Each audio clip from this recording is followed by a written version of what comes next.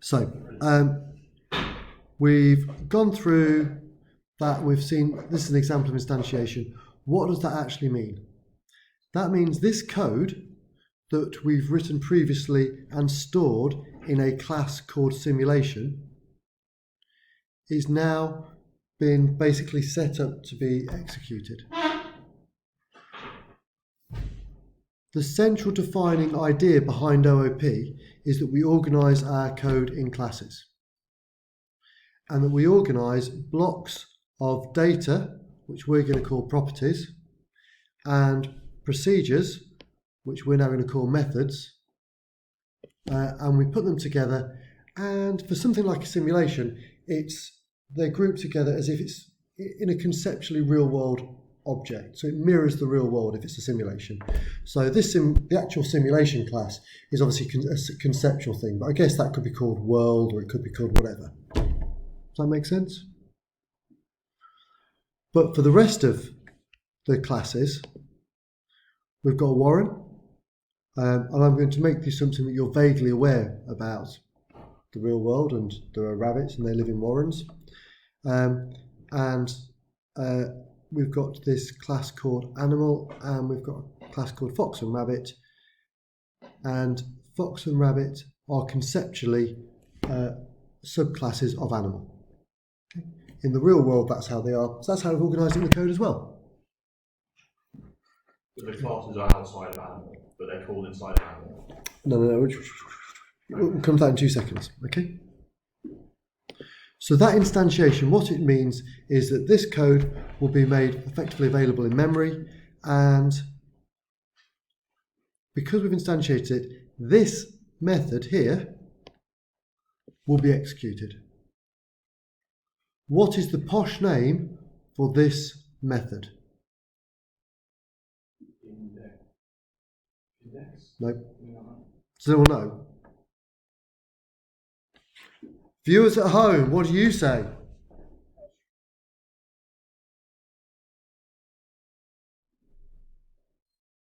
No, not inheritance. But I like Prathmesh's thinking. I don't know what it is, so I'm going to say a key word from this topic and hope it lands.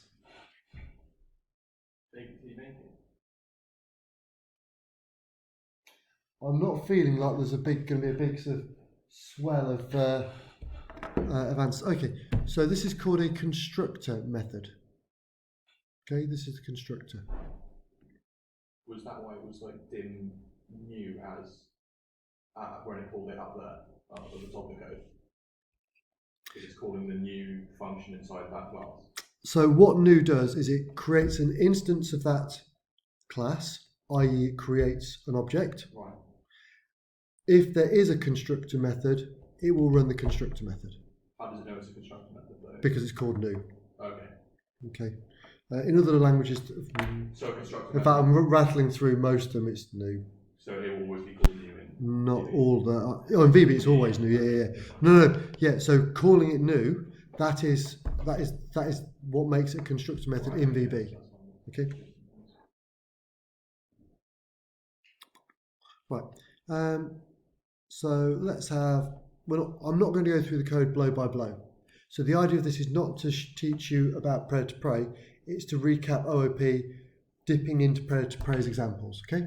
Alex asks, so is an instantiation always made with the constructor method in the chat? So you could instantiate something without a constructor method, but you would then be calling some other methods afterwards.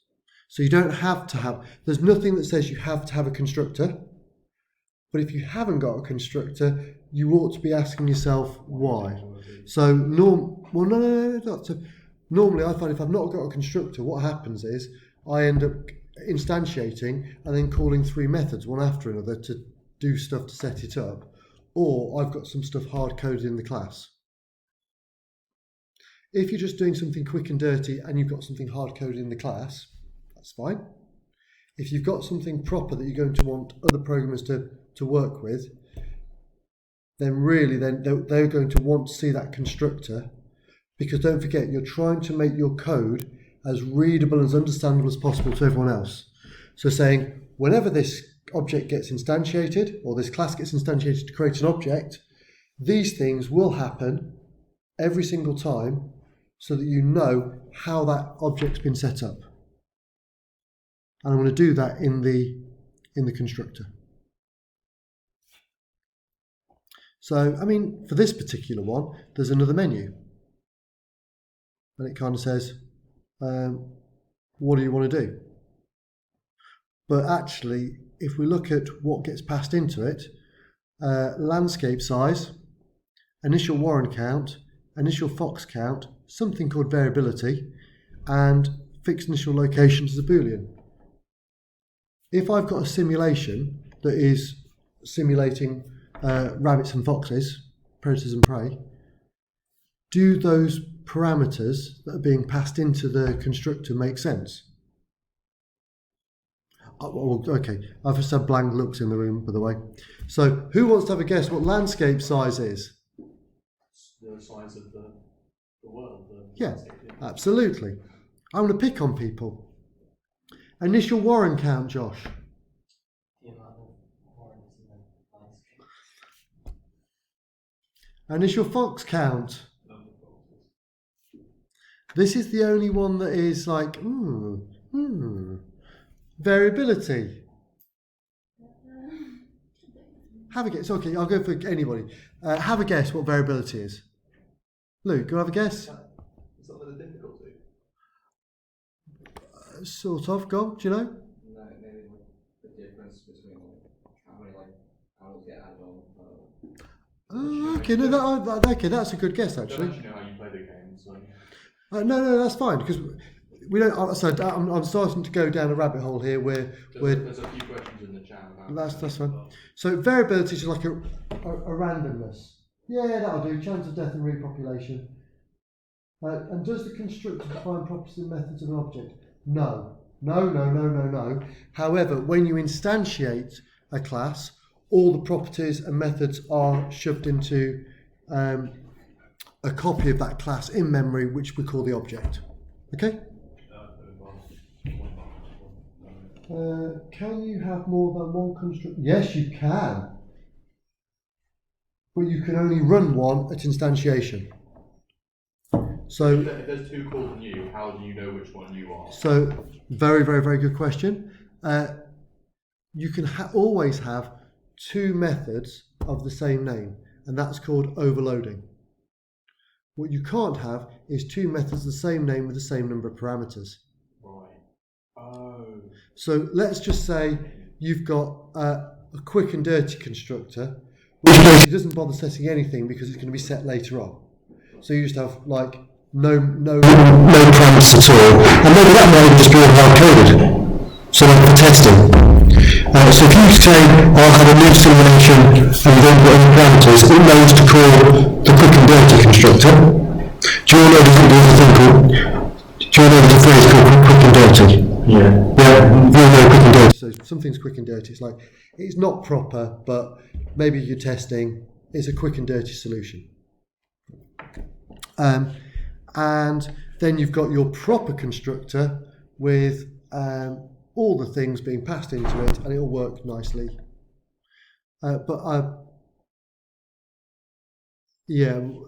Overloading's not. Overloading isn't just for OOP. That's for all programming.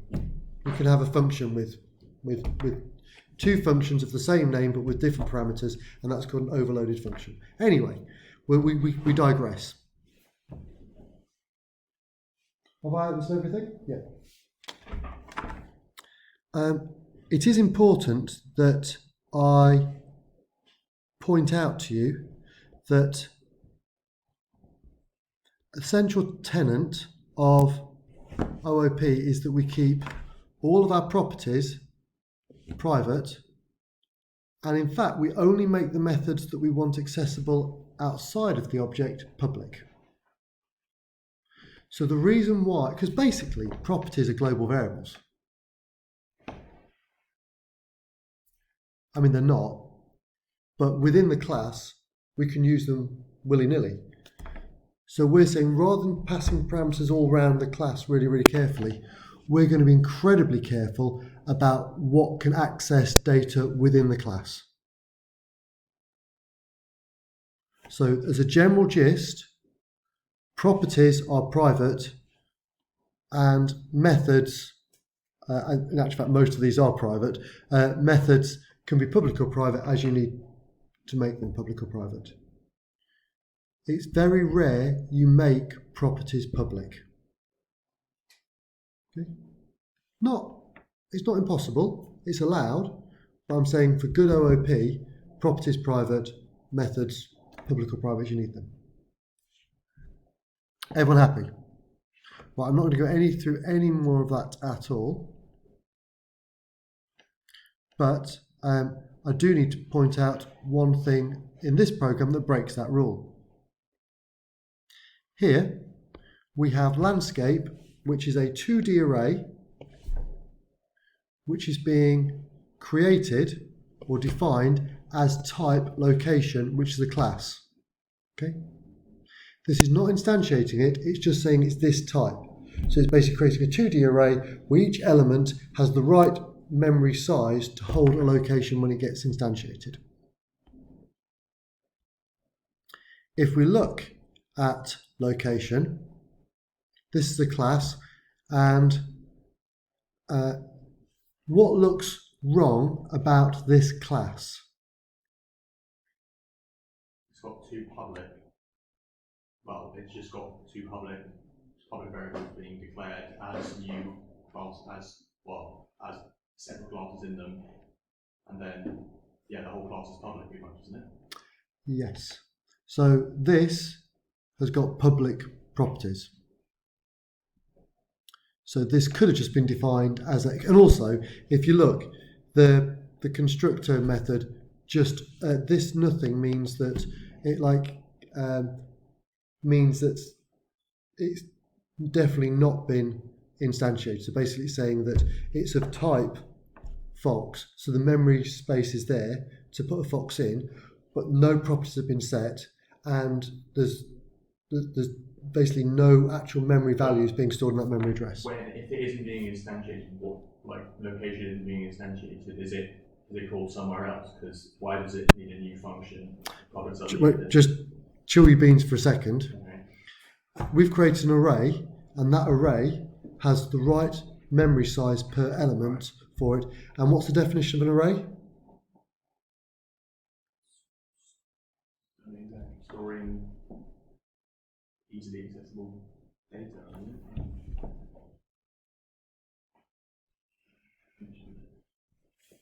The viewers at home aren't offering me anything.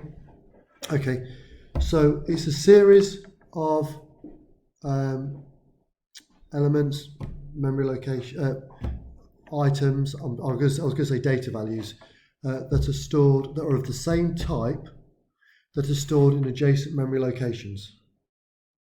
And we do that so that we can rattle through them by the index of the array easily using a programmatic construct like a loop, but also because they're in adjacent memory locations, it's incredibly quick to do it. So it's very efficient. If I'm going to create those, for each one, I need to know how much memory it needs to have. Does that make sense? So if I had an array of integers, that'd be 4 bytes per integer, 4 bytes per element. For the software knows how much memory Fox requires because it's been defined as a class lower down. Does that make sense? Okay. So basically, and this could have been defined as a static, which is a special type of class, but they haven't. They've just made it public, which has broken the rules. In actual fact, this is an acceptable breaking of the rules because it's not going to lead to any access problems later on.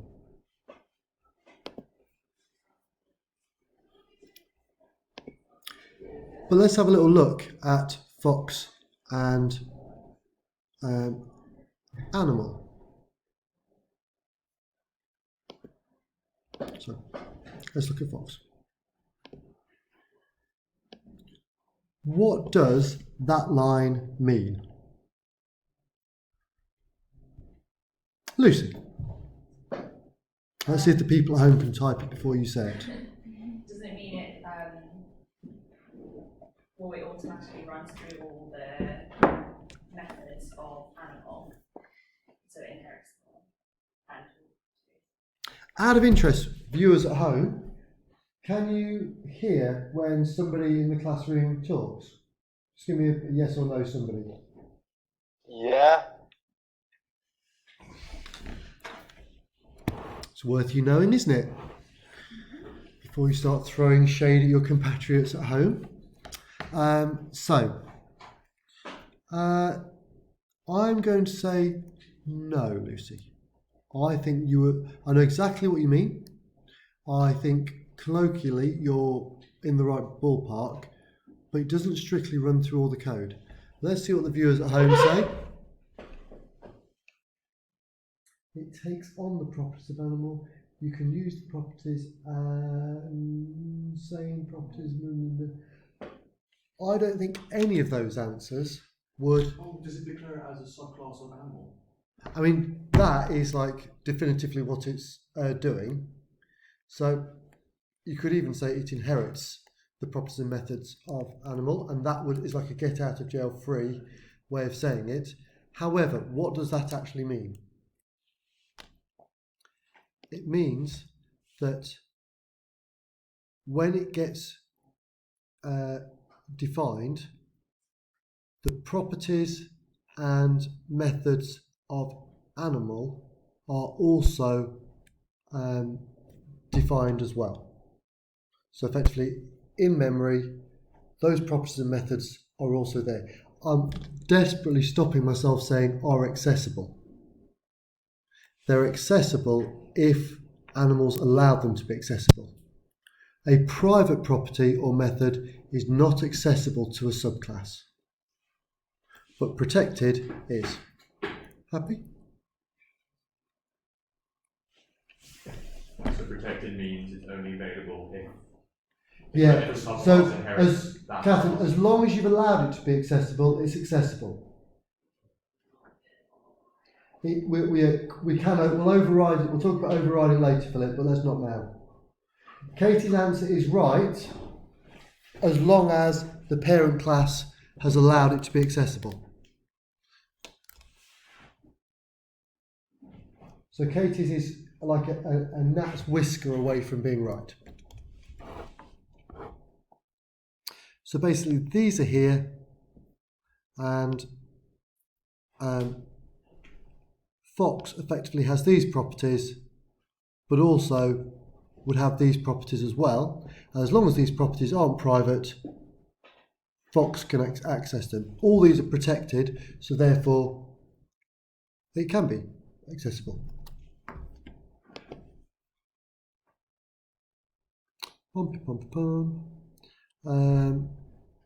Let's have a little look at this, and you'll see that some of these are calling. This is a Boolean property, or is it function? No, this is a Boolean function. Sorry. So what it's saying is if call the function, it returns true, then do this, or if it returns false, and this is actually an animal, not in Fox, I think. No, it is an animal. Just double checking the one I picked was. I was 90% sure it was. In fact, if you hover over it, it should say, yeah, function animal dot checked if killed by other animal. By the factor. Happy? And if any of you are vegetarians, I'm going to say now that it's, animals do die in the simulation. It's a sad but harsh reality of the world. Also, for some of you,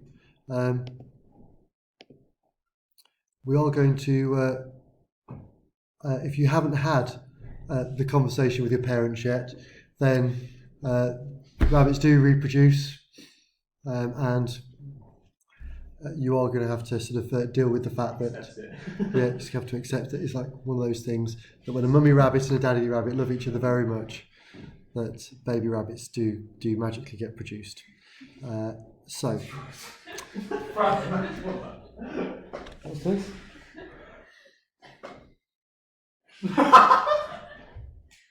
I don't have it as one of my extensions at the moment. I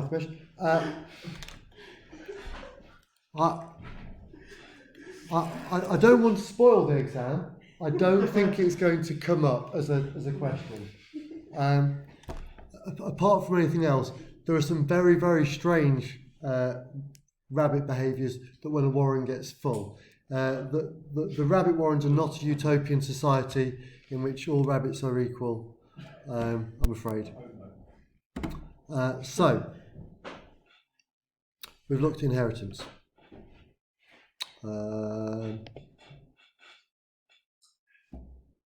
What is happening on the highlighted line that I've just created? It's loading rabbits, the capacity of rabbit into memory, like create into an array, isn't it? So yes, it's creating an array of wabbits. And what do we call this in OOP theory?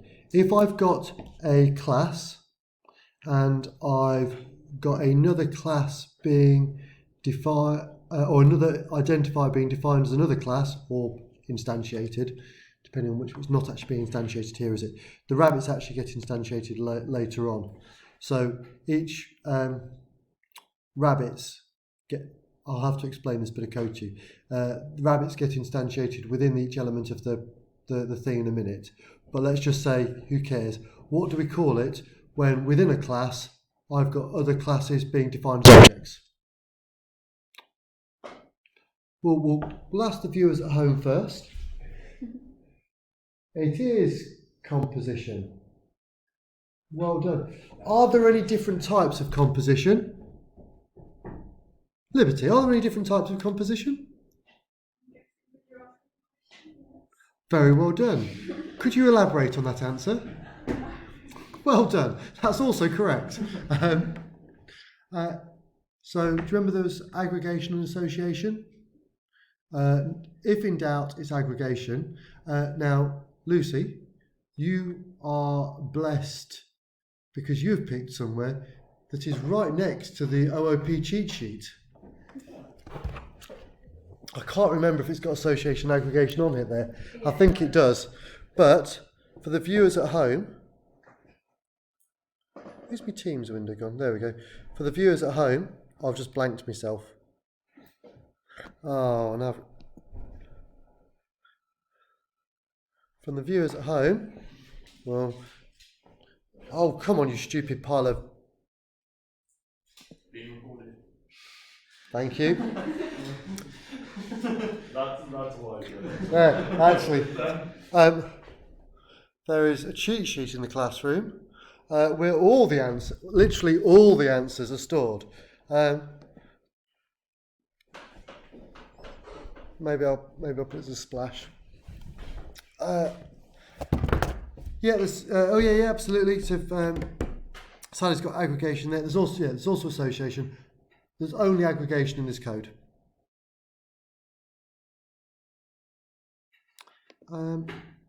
If I were to be honest with you, before PredPrey came along, I had never seen this syntax before. And what I would have done is created an array of rabbits. I would then created a loop. Within each element, I instantiate a rabbit. So I go for 1 equals 1 to number of rabbits. So rabbits 1 or rabbits I equals new rabbit. This magically does it for you. What the brackets doing at the end? Yeah, exactly. When this first came out, it is not a commonly used piece of syntax. What would they do? Like, I've never seen those brackets used. So I'll quickly explain. No, you won't have done. I'd never seen it before either. If you think about it, I'm expecting this here to be a parameter, Right. okay, which you'd expect it to be, But in actual fact, this is saying how many rabbits there are in the warren. It's still a parameter though. Oh, it is still a value, yes, but it's if we actually go to rabbit. Yeah, but where's that? Okay, yeah, so that there. If we look here, I've got shed loads things. That is not the parameters for rabbit. Oh. No, exactly. Yeah. Exactly. Oh. It is horrible. It's sort of that is. Is there a different instantiation? Is there two instantiation? No, there isn't. Oh wow. I mean there is, but both of them have got Both of them don't. both of them have got stuff in it. So yeah, both of them have got. Except the first one is variability, but that's still not. That's still not it. So there is to it. This is overloaded actually, but that's not the point. The point is that, and you can Google this. Effectively, this is now creating the array of that size. Okay. Okay, so it's creating that and putting it in an array. Yeah, basically of that size. And this is saying, don't. We're creating the new array because that. You remember when we just hard coded an array, we put the values inside curly brackets. Yeah. So it's like that. We're saying, but we haven't put the values in yet. I'm just saying this isn't sticking. Ask why did they use it, but I'm sure they used it just to confuse you. No, it's just the syntax. It's just a way of saying we basically want to create the array in one go without having to loop through it. But you have to do it later on anyway. Because look, so I suspect what it is that they've done it because this program was created for 5 different languages, and it's so that it's a consistent way of working. So in VB I wouldn't normally do this, but maybe in Java that's like a standard way of doing it. Yeah, I would just do the second bit. I suspect, but you can Google it and it's yeah. Right. So we've now gone. We've talked about composition. We've talked about class definition, and we've talked about inheritance, and we've talked about accessibility. We've basically been able to go through all of the OOP concepts, haven't we? In one go. And as a little aside, I've also introduced the wonderful world of PredPrey. Sorry, how do you actually play this game? I don't know if I've never played it. How do you actually? What is the game? I'm going to let you do that. You're going to do it, okay? Okay? Yeah, because the most important thing now is for you to all get going and actually have a go at it. Okay. Because I don't want to just chat at you the whole time. But was that a useful recap of all the OOP concepts? And as we did it, okay. I'm going to stop recording.